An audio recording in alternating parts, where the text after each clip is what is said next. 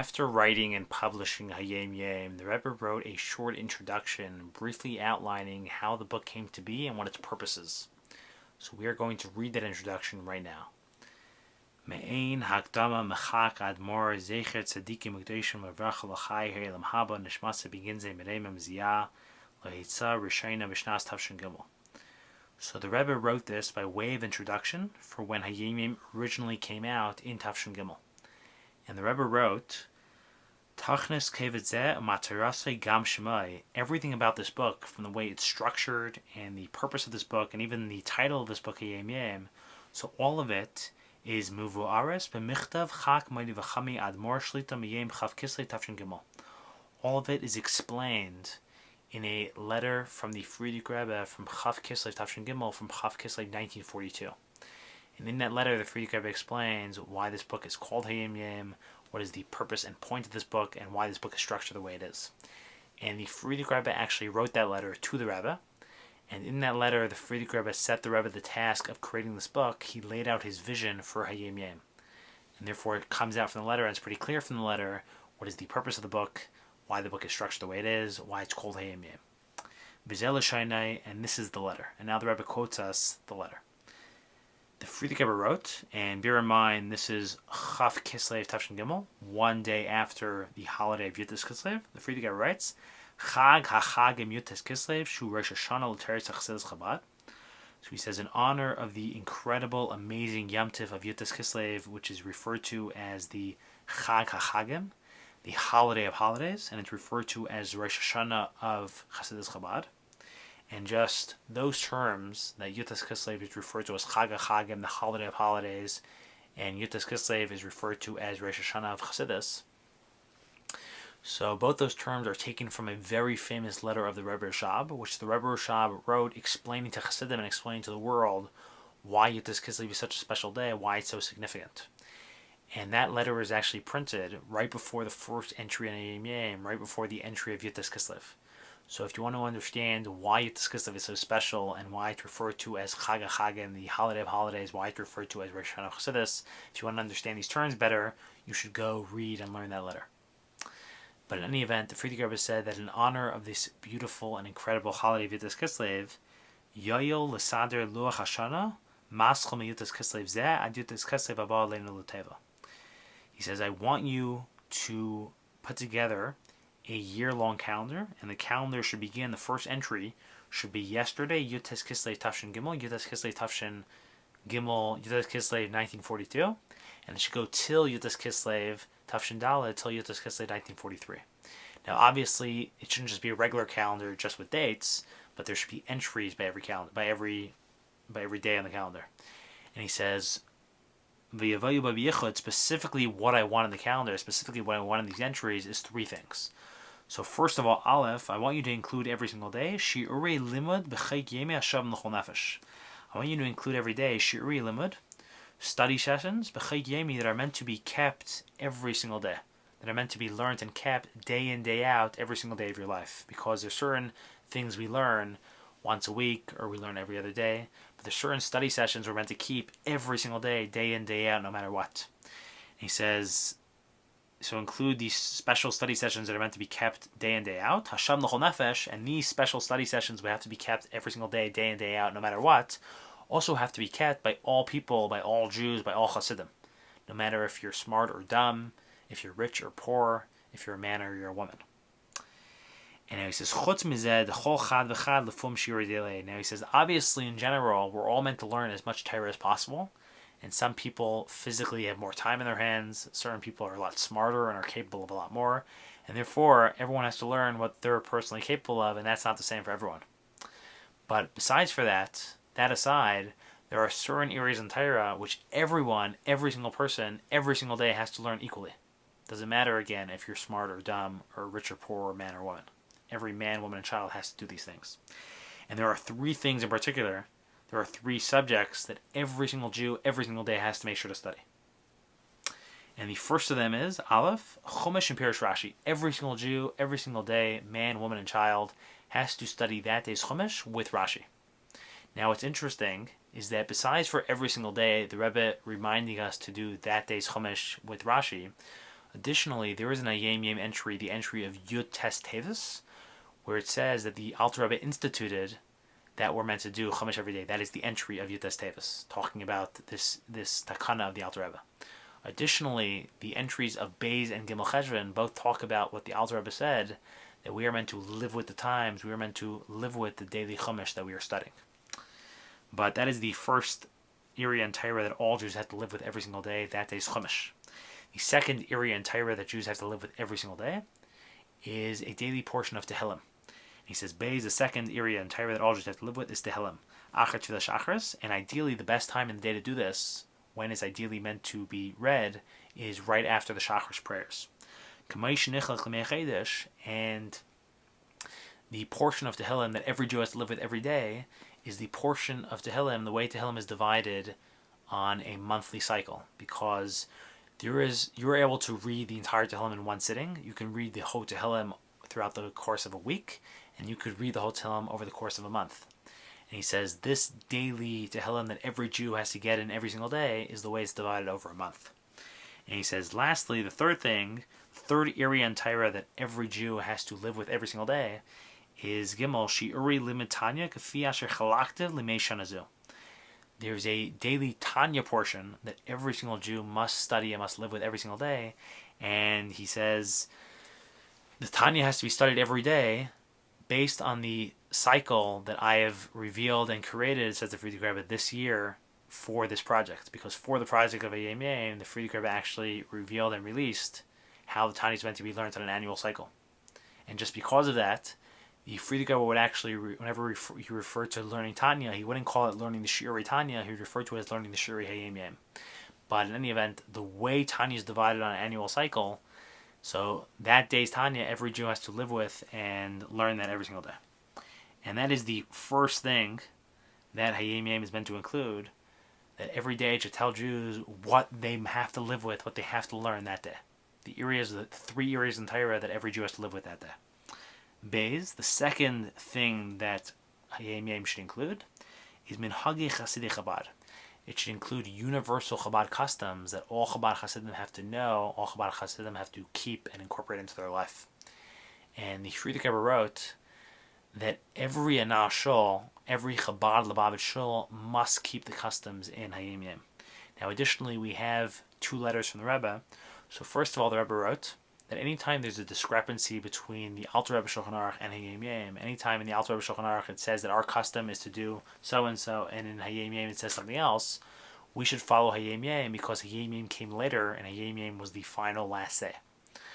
Additionally, the Rebbe wrote that every custom in Hayom Yom is Hayra l'Rabbim, which means everyone must keep it, unless it says specifically that it was a special custom of Beis Harav, it was a special custom which the Chabad Rebbeim kept. Then he said, not necessarily does it always apply to everyone. And that is the second thing that Hayom Yom is meant to include, universal Chabad customs. Gimel, he says, the third thing which I want Hayom Yom to include is Likutei Peskamim Materis Chassidus V'Darkei Chassidim. I want you to collect Peskamim, I want you to collect these short thoughts, these short teachings, these aphorisms of Chabad Chassidic philosophy, which capture Teres Chassidus, and different Peskamim which capture Darkei Chassidim, which means Chassidic conduct, the way a Chassid is meant to act, the way a Chassid is meant to live, the way a Chassid is meant to be. The spirit of Chassidus, and the spirit of Chassidim. And in Yanim Ketzarim L'chol Yom Yimei Shana, and additionally I want you to include short and concise thoughts for every single day of the year, and that's appropriate for every day of the year, it's connected to every day of the year. And those are the three things that a Hayom Yom is meant to have, those are the three things that a Hayom Yom is meant to include. And then the Friediker Rebbe concluded by saying, Es haluach asher yisader yechana b'shem Hayom Yom. This calendar which you're creating, I want it to be titled, I want the name to be Hayom Yom, which means making every day a day, making every day count, making every day a meaningful, powerful Jewish day. Now it's interesting that the title Hayom Yom comes from the Friediker Rebbe. The Friediker Rebbe is the one that gave it that title. And then the Friediker Rebbe wrote, Luach Or Zerur L'Chasidei Chabad. This calendar so has lights implanted within it for Chabad Chasidim to reap and benefit from and eventually collect. And which is a very, very interesting expression. calling this calendar the Luach Orzer L'Chasidei Chabad, and that expression is actually borrowed from a verse in Tehillim. And the original pasuk is Or Zeru L'Tzadik, which means tzaddikim, through the way they live, through their actions, they are implanting light for themselves. They are implanting goodness and blessings and positivity and light that they will eventually reap the rewards from and benefit from. And the Friediker was saying that I and the Rebbe have implanted light and power and energy and inspiration in these pages, in this book. And Chabad Hasidim are meant to and are able to reap and benefit and collect that. So that's very, very interesting. And that is the letter that the Friediker Rebbe wrote. And the Rebbe writes as follows. He says, "Hapeskamim asher b'masav zeh." The peskamim that are in this anthology, the peskamim which have been included in this book, asher rubim ba b'tefus l'roshana. So first of all, most of them are coming into print for the first time, because then the Friediker Rebbe's letters and siches and maimarim were mostly not in print. The transcripts were only available to very few people, and therefore most of the teachings in Hayom Yom were revealed to the public for the first time. So he says, so all these teachings have been drawn from the Friediker Rebbe's letters and the Friediker Rebbe's talks. He says, wherever possible and as much as possible, we have quoted them verbatim, word for word, as they were written, as they were said, without changing anything or manipulating anything. And because of that, a large portion of Hayom Yom, a large portion of the teachings are in Yiddish, because that's how the Friediker Rebbe originally wrote them or said them. And therefore the whole book's not in Hebrew, a lot of it's in Yiddish, because we didn't want to mess with the words. We wanted to quote it verbatim. And what's interesting is that often many Hayom Yom entries are actually not one straight quote. The Rebbe will take a line from a letter or a line from a sikha, and then he'll skip like a paragraph which is too long or irrelevant, and then he'll quote another line. And because of that, often to quote it word for word, it wouldn't read normally, it wouldn't make sense. Grammatically it wouldn't make sense, and just wouldn't, it would be choppy. So sometimes the Rebbe will manipulate the words a little bit wherever it's necessary to make it read smoothly, and that it should read smoothly in the way the Rebbe put it back together and reconstructed it. But wherever possible, the Rebbe did try to stay to the original and try to quote the quotes verbatim. Now the Rebbe says, "Hamalaket bacher binyanim maimarim keelu." The compiler, the person who put this together, which obviously means the Rebbe himself. So the Rebbe says the compiler specifically chose teachings and thoughts. Shegam anashim she'en lahem eli yediyah kol shi v'teres chassidus yachlu lavinam. Specifically chose thoughts that even someone with a very minimal background in Chassidus and only someone with even only very basic familiarity with the teachings of Chassidus would be able to understand and appreciate these teachings. He did not choose teachings that would require extensive background information and education about Chabad and about Chassidus. He specifically chose things that almost anyone could appreciate and understand. Then the Rebbe says, "Bitor hakdama leluach zeh ba reshimas rashi prakim metaldis beis Rabbeinu." So he says the book of Hayom Yom is trying to capture and express really Chassidus and the spirit of Chassidus. And therefore it's very, very important going into this book to have at least a basic understanding and a basic familiarity with the Rebbe'im, with the teachers of Chassidus, with the founders of Chassidus, with the people who taught Chassidus, with the Chabad Rebbe'im. And therefore the Rebbe says, as an introduction to this book, we have included a record and a brief biographical sketch and a brief outline of the life and history of each of the Chabad Rebbe'im and their families. Al pi hayediyas hanimtzayis biyumani shel chachmei v'chami admor shlita ub'dishim meisav. And all the information in the biographical sketches is based on information which we have from the Friediker Rebbe's diary and from the Friediker Rebbe's notes. And then the Rebbe signs off, Menachem Schneerson. Now what's very interesting is right before the biographical sketches on each of the Rebbeim and their families, which is very, very interesting. Definitely recommend that you read it. Right before that, though, the Rebbe shows us how the Alter Rebbe is a ben acher ben from the Maharal of Prague. The Alter Rebbe is a direct male descendant from the Maharal of Prague. The Rebbe traces it the Alter Rebbe to the Maharal Prague, and then he writes how the Maharal Prague was a direct descendant from King David. He was from the Davidic dynasty, which essentially means that all the Chabad Rebbeim, all of the Rebbeim, are from the Davidic dynasty, are from David HaMelech, are direct descendants from David HaMelech, which is obviously very, very significant. Then the Rebbe just writes one footnote. He writes Ha'ara.